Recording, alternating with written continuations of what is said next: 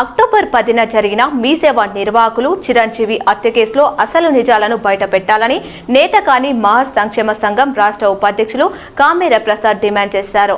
Godavarikhani press club లో గురువారం ఏర్పాటు చేసిన మీడియా సమావేశంలో నేతకాని సంఘం నాయకులు కత్వాల రాజయ్య కుటుంబ సభ్యులతో కలిసి మాట్లాడుతూ సెంటినరీ కాలనీలో జరిగిన చిరంజీవి హత్య కేసును నీరుగార్చే ప్రయత్నాలు జరుగుతున్నట్లుగా అనుమానం ఉందని అన్నారు.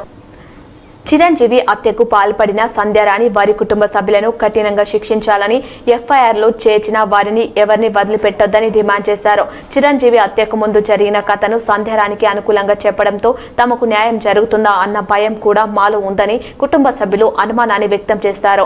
చిరంజీవి హత్య కేసులో నిందితులను కఠినంగా శిక్షించి తల్లిదండ్రులు లేకుండా అనాథలుగా మారిన చిరంజీవి పిల్లలకు న్యాయం చేయాలని వేడుకున్నారు.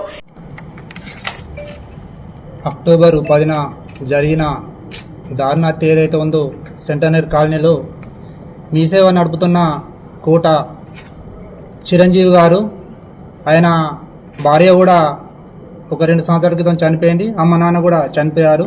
ఆయనకు ఒక బాబు ఒక పాప ఉంది. ఆయన ఒక నిరుపేద కుటుంబం నుంచి వచ్చినటువంటి వ్యక్తి.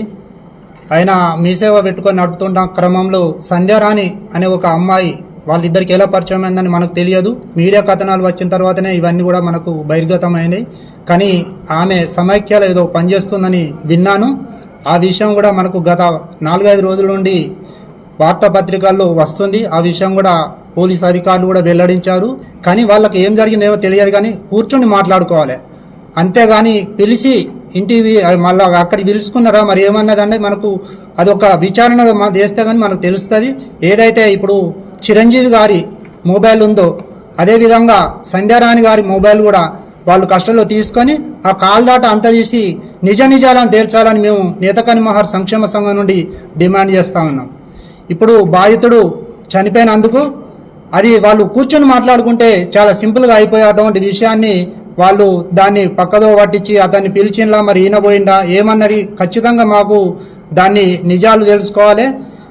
ఫాస్ట్ ట్రాక్ కోర్టు ఏర్పాటు చేసి మనకు సిట్టింగ్ జడ్జితో తగిన విచారణ జరిపించి ఆ నిందితులకు కఠిన శిక్ష పడే విధంగా వాళ్ళు కృషి చేయాలని చెప్పి మేము డిమాండ్ చేస్తూ ఉన్నాం. అటువంటి హత్య ఏదైతే ఉందో ఆ హత్యకు పాల్పడ్డవారు ఎవరైతే ఆ సంధ్యారాణి బంధువులు కానీ ఇంకా వేరే వాళ్ళు ఎవరైతే ఉన్నారో వాళ్ళని చట్టపరంగా పోలీస్ డిపార్ట్మెంట్ వాళ్ళని సరి అయిన చర్య తీసుకోవాలి, కఠినంగా శిక్షించాలి.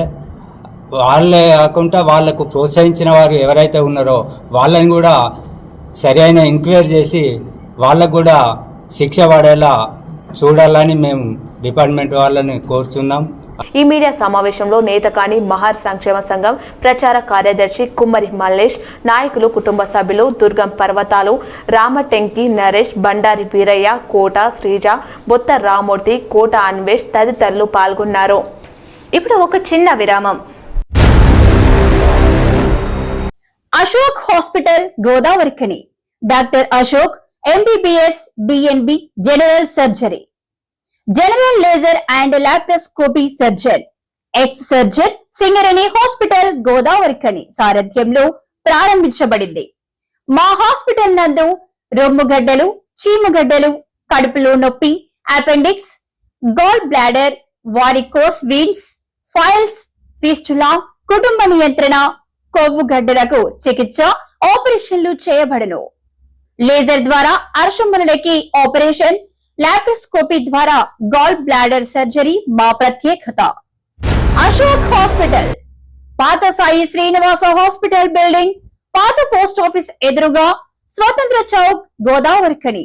Cell number 7680917248.